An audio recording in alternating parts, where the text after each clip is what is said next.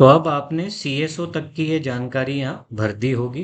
उसके बाद अब आप अगले उसमें आए तो आप देखेंगे यहाँ आ रहा है आदि सेवा केंद्र। तो ये पूछ रहा है क्या आदि सेवा केंद्र स्थापित हो गया। तो आप सबके अभी तक सभी जगहों पे आदि सेवा केंद्र स्थापित हो चुके होंगे। तो आप ये जो बटन देख रहे हैं यहाँ पे, इस बटन को ऑन कर देंगे तो फिर वो अतिरिक्त जानकारी आपसे मांगेगा। तो स्थल पहले वो पूछ रहा है किस स्थल पे। तो मान लीजिए यदि सामुदायिक भवन आपने किया है तो सामुदायिक भवन लिख दें। यदि उसका कोई अन्य भवन है तो आप उसका नाम लिख दें इस तरीके से। फिर ये पूछ रहा है कप्तान का नाम। तो किसी भी एक ग्राम अधिकारी का आप नाम डाल सकते हैं, सचिव का नाम डाल सकते हैं, जीआरएस का डाल सकते हैं, किसी भी एक ग्राम स्तरीय पटवारी का डाल सकते हैं, किसी का भी डाल सकते हैं। तो उसका नाम, उसकी पद आपने डाली, उसका मोबाइल नंबर आपने डाला, ईमेल आईडी डाली। फिर जो है अब ये देखिए ये बहुत जरूरी है। ये पूछ रहा है डेजिग्नेटेड वीक डे, यानी किस दिन आदि सेवा केंद्र पर जन सुनवाई होगी। तो आप जानते हैं हमने इसको ट्यूसडे को निर्धारित किया है। तो आप इसमें ट्यूसडे को, मंगलवार इसमें चुनेंगे ट्यूसडे। आदि सेवा समय तो आप जानते हैं 11 AM से लेकर 1 PM, यानी प्रातः 11 से दोपहर 1 बजे तक अपनी जन सुनवाई होंगी आदि सेवा केंद्र पे। तो आपने यहाँ लिख दिया 11 AM टू 1 PM। फिर ये कह रहा है एक पीडीएफ फाइल डालें।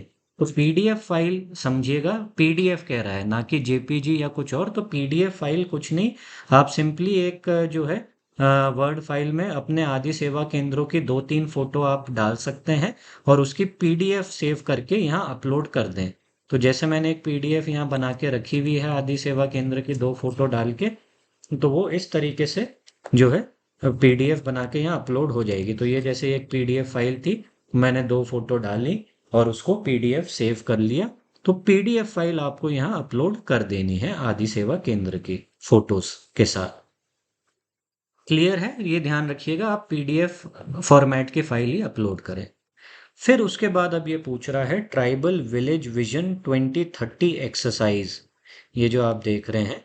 तो ये बेसिकली अब आपसे ये पूछ रहा है कि ये जो पूरी गतिविधि कब से कब तक हुई। तो ये मैं आपको बता दूं, विलेज विजन एक्सरसाइज होगी पहले से तीसरा चरण।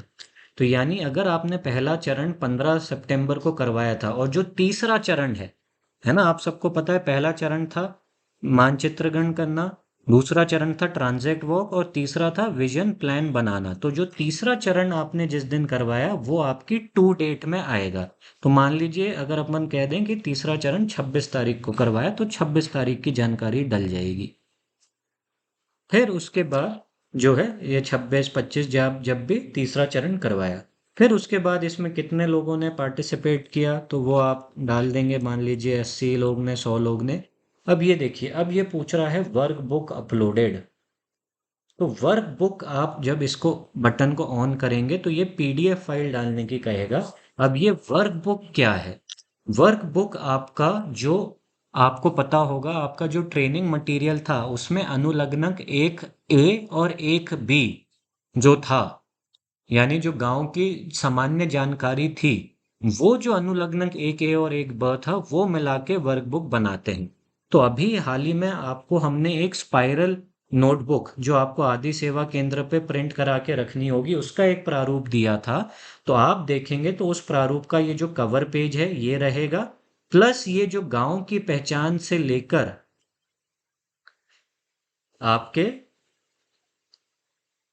यहां तक, कहाँ तक, गांव के जल संसाधन तक, ये बेसिकली अनुलग्नक 1A से 1B तक का जो है, ये यहाँ तक जो पीडीएफ है इसको एक कृपया करके अपने जो आपने 1A और 1B भरा होगा उसको इस प्रारूप में, इस सॉफ्ट कॉपी में भरेंगे और इसकी पीडीएफ फाइल सेव करके वर्कबुक डालेंगे। तो ये ध्यान रखिए वर्कबुक में आप ये विजन प्लान को मत सम्मिलित कीजिएगा, ये विजन प्लान आगे डलेगा। वर्कबुक में जो है फिर से मैं बता रहा हूँ, ये कवर पेज रहेगा, ये गांव की पहचान वाला रहेगा, जनसांख्यिकी सामाजिक आंकड़े रहेंगे। फिर उसके बाद आपके जो है बसाहट में उपलब्ध सुविधाओं की जानकारी होगी, भूमि से संबंधित जानकारी होगी, आजीविका के प्रमुख विकल्प होंगे, गांव की खेती होगी, गांव का जंगल होगा और गांव के जल संसाधन। यहाँ तक की जानकारी आपने अभी हो सकता है अपने ट्रेनिंग बुकलेट में उसको भरा हो, हाथ से लिखा हो, उसको कृपया टाइप करके उसकी पीडीएफ बना के जो है यहाँ तक की जानकारी को आप अपलोड कर देंगे वर्कबुक में। तो अगेन मैं बता रहा हूँ, वर्कबुक में कृपया यहीं तक गांव के जल संसाधन तक रखिएगा, उसको ये विजन प्लान को मत उसमें सम्मिलित कीजिएगा। समझ में आ गया आपको? उम्मीद है मुझे समझ आ गया होगा वर्कबुक को लेके। तो ये पीडीएफ फाइल आप इसमें अपलोड कर देंगे। उसके बाद देखिए, अब ये कह रहा है स्पेशल ग्राम सभा। तो जो विशेष ग्राम सभा है वो बेसिकली आपकी 2 तारीख 2 अक्टूबर की ग्राम सभा है, वो विशेष ग्राम सभा की डेट रहेगी। तो कृपया इसमें सभी लोग डेट को 2 तारीख का चुनेंगे, है ना। फिर ये अगेन पूछ रहा है स्थल, तो आपका जो भी स्थल होगा, आप मान लीजिए ग्राम पंचायत का परिसर। अब ये जो पूछ रहा है नंबर ऑफ पार्टिसिपेंट्स, तो नंबर ऑफ पार्टिसिपेंट कितने लोगों ने पार्ट लिया, तो ये जानकारी कृपया 2 तारीख की शाम को ही भरिएगा। ये पहले से कोई भर के नहीं रखेगा, ये 2 तारीख के बाद को ही भरा जाएगा। फिर ये देखिए, अब ये कह रहा है विलेज एक्शन प्लान। तो विलेज एक्शन प्लान बेसिकली जब आप ऑन करेंगे ये पीडीएफ मांगेगा, तो ये विलेज एक्शन प्लान आपका जो विलेज विजन है वही है। तो ये जो आपने देखा होगा जो अनुलग्नक 2 है आपके ट्रेनिंग बुकलेट का, वो है। तो ये अपना गांव समृद्धि का सपना ग्राम विजन 2030 प्लान, ये जो प्लान है ये आपका जो है विलेज एक्शन प्लान है। तो विलेज एक्शन प्लान की पीडीएफ में कृपया कवर पेज ये रखिएगा, ये वाला जो आपके गांव का नाम जनपद का नाम बता रहा है। और फिर उसके बाद यहाँ से आपका जो है अपना गांव समृद्धि का सपना, पहली थीम से लेके आखिरी थीम तक के जो आपने अभी जानकारी जहां भी हाथ से लिखी हो, तीसरे चरण के बाद जो भी लिखी हो, उसको कृपया इधर डाल के टाइप करके उसकी पीडीएफ सेव करके ये डालेंगे। तो मुझे उम्मीद है कि आप समझ पा रहे हैं कि विलेज वर्कबुक और एक्शन प्लान में क्या फर्क है। वर्कबुक में आपका कवर पेज प्लस अनुलग्नक 1 अ और 1 ब जो है उसकी पीडीएफ है, और vision action village action plan में आपके कवर पेज प्लस जो अनुलग्नक 2 जो विजन प्लान बना है उतनी पीडीएफ है। तो ये अलग अलग पीडीएफ फाइल आप अपलोड कर लेंगे। फिर ये आगे पूछ रहा है विलेज का वॉल पेंटिंग डॉक्यूमेंटेशन। तो वॉल पेंटिंग जो भी आपने दीवार लेखन किया होगा उसकी फोटो आपको यहाँ जेपीजी फाइल में डालनी है। तो कोई भी आप फोटो इसमें डाल दीजिएगा, ठीक है। तो कुछ भी आप फोटो इसमें डाल सकते हैं।